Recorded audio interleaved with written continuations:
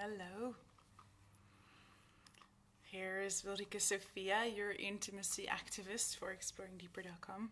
And today I want to talk again about emotional availability in relating. Noticing my own process, looking at my own patterns, I have a super talent for picking out a certain type of person. And it's pretty much always a type of person who's not available. Sometimes it's a physical availability, like they are super busy or living on the other side of the world, and other times most often it's emotional availability. They are not able to fully open and be available for relating on some level, and sometimes on more levels. And just looking at the patterns that I have, I always like to look in a mirror and see, okay, what's my part of this? And like currently I'm so much in a research on, so what is it then? Like, show me, what is my part in all this? And I'm noticing a lot of not being emotional available. There's a lot, often it seems to be quite correlated to a fear of letting someone close, like a fear of letting someone in, a fear of commitment. And that hooks amazingly with my fear of abandonment, of course. So that is what I do see, is that my inner young girl, she does have this fear of being abandoned, of this fear of not being met, and that perfectly matches another person's fear of being available, or disability of being available. Not being able to be available. How do you say that? But there are some interesting things, and this is definitely ongoing research that I have not had the last bit of, is that even though I start to become more safe, and even though I start to become more and more able to hold myself, I'm still attracting unavailable people.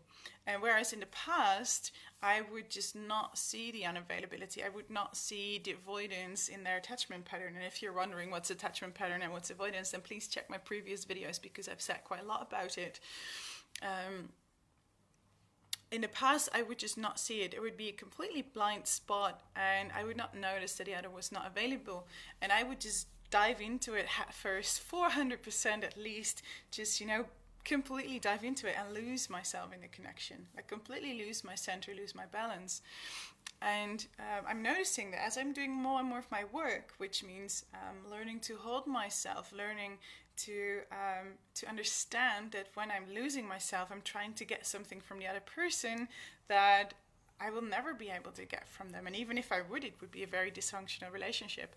So the more I'm learning more and more to hold myself and to love myself and to be compassionate to myself and to be like, you know what, you're kind of like losing yourself. You're like, the whole day waiting for someone's response to a message. You're completely, forgetting your friends, you're rescheduling all your things just to make time for another person, going all the way. To notice like, whoa, just don't do that. Just come back to yourself, hold yourself, notice what it is that you are afraid of. So I'm doing all that work. And what is changing is that when I'm now relating to another person, like even just getting to know them or becoming friends, or, exploring intimacy in various shapes and forms, I start to notice, like, because I am more here, I'm not like constantly over there, but more here, it seems to be easier to see the other person. It seems easier to see what's actually going on. And what I've been noticing is that the more I hold myself, the more I see the other person moving in all directions. So it's not just an unavailability coming from avoidance, there's also like approaching and taking distance, approaching, taking distance. So I see this movement happening while I am sitting here as calm as I can be. And this is something I've been noticing over the last months. It makes it easier to see the pattern that might arise. It makes it easier to see what's mine and what's not mine. Because maybe if you're like me, you might be a person that takes everything very personal. So if another person would move away, I would think like, oh shit, what did I do wrong? Also, when they come closer, I would be like, oh no, they really love me.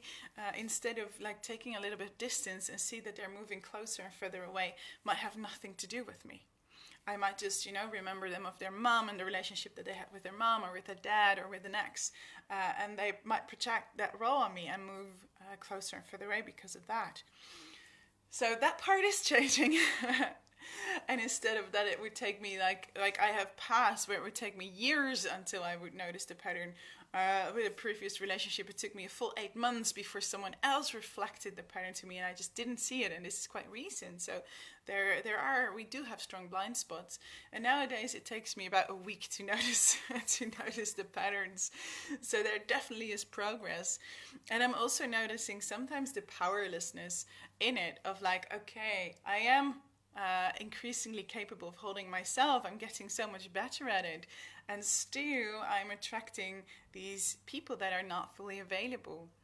So I am doing this research with myself where I am trying to expand my noticing the people around me, because I have this vague feeling that the people that might be available or the people that are available that present themselves, that I just might not see them. I just might completely overlook them.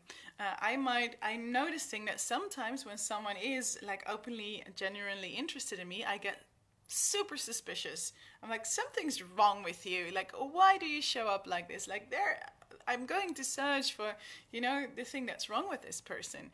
And I'm wondering if when someone is available to an extent that is maybe more than what my fear allows, that I might push them away. So then I might be the other person that's actually like, coming closer and pushing away. So this is what I'm very curious about, because I know I'm still in a process too of learning. Like most of us, probably all of us who are like watching videos like this and exploring relating, we all have this. My feeling is that we all have these challenges around intimacy and truly connecting on the deepest levels. At least I do. And I do get better, but there is still this inner young person who is afraid, who's very shy. So my plan is now to increase my noticing, of the type of people that show up around me. And I am also playing again, like I'm noticing again, it's new moon, this is a perfect time for letting things go, and I desire to get more clarity in my life. So I'm also in a process of being super clear to the people around me that don't show up in a way that I want. And don't get me wrong, triggers, processes, fears, challenges are all super welcome in my vicinity. Like if you want to be very close and in my intimate circle, you're super welcome with all your stuff. Like I have space for all your stuff. I do require some capability to reflect on that and to have the courage to actually work with that. So I'm noticing that there are people around me that are unavailable to certain extents, and I'm just trying to get clarity and saying no thank you to them. I'm saying no thank you, like, hey, I love you, and this is not a way in which I choose to relate in this moment. So it feels like I'm in a process of doing that, of creating space for new, because I always do long to connect deeply with people who really see me, who can hold me, and who can be near me. And yeah, maybe that's the curse too a little bit about this conscious way of relating, is that our desires, that what we want to attract is, it's not something that is easy to find, or at least my experience so far is that it's not easy to find. Maybe it is actually super easy to find, I'm just not seeing it, and this is something I'm very curious about. Maybe because I hear all this, and especially the women around me, especially strong women around me, we're all, and I'm part of that too, we're all complaining like, where are the men that can hold us? Where are they? Like, where did they hide? Can we find them, or will we be single forever? And I don't really like that. We strong women are looking for men that do not exist. I don't like that kind of thinking so much. It feels a bit too heteronormative, and it feels a bit too, all these, feels a bit wonky, doesn't feel quite right. So I'm wondering, maybe there is a part that being a strong person who's like very visible, very out there, is a bit scary to be close to. And maybe it's not true. Maybe it's not true. Maybe there are so many people out there praying for these strong, visible, powerful beings who cannot wait to be approached, and maybe we push them away. So this is my research for now, and ongoing research. And yes, I've been playing again at it last week, and last week at the festival. Festivals are such great places. There are so many people. There are so many interactions. To me, this is one big laboratorium. And I did have another process where I met people and felt this, felt met, and then suddenly didn't feel met anymore. Yeah, there's always this first moment of being like, yes, you really see me, you are getting very intimate with me in an emotional level, and then suddenly there's this, these things happen. So maybe you're going to festivals too this summer. Like, they are amazing for research. I have a few more to come, and I'll definitely do more research and let you know all about it. This is it for this morning. I might share some links in the comments with you of some articles I wrote about this before, about emotional unavailability of people, and may it support you on your prices. And please share with me how you are doing, what your process is. If you recognize this, or maybe not at all, I'd love to connect with you. Have a great day. Again, Ulrike Sophia from exploringdeeper.com. See you next time. Mwah.